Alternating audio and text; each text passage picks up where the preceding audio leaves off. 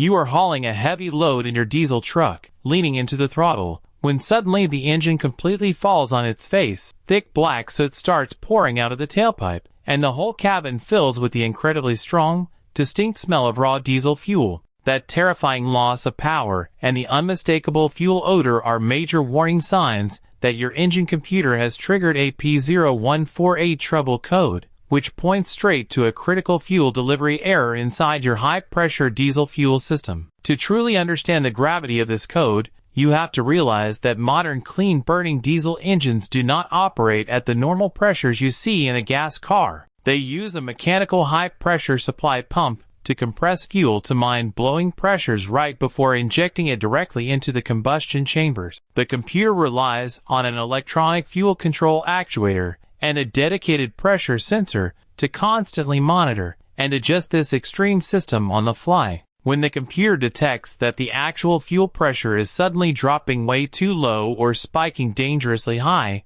it throws this code to prevent catastrophic internal engine damage. Because we are dealing with lethal amounts of fluid pressure, I have to give a massive safety warning right here. Never try to find a diesel leak by running your bare hands along the fuel lines while the engine is running, because that extreme pressure can literally inject fuel straight through your skin and into your bloodstream. Your first step in diagnosing this is to visually inspect all the high-pressure lines, fuel filters, and the pump area using a bright flashlight to see if you can spot any obvious physical leaks causing that strong smell. If the plumbing is totally dry, you will need a specialized diesel pressure gauge and a high-end diagnostic scanner to compare the actual mechanical fuel pressure against what the electronic sensor is telling the computer. More often than not, the mechanical pump itself is totally fine, but the electronic fuel control actuator, or the main fuel pressure sensor, has completely failed internally. In most commercial diesel repair shops, technicians will actually just go ahead and replace both the actuator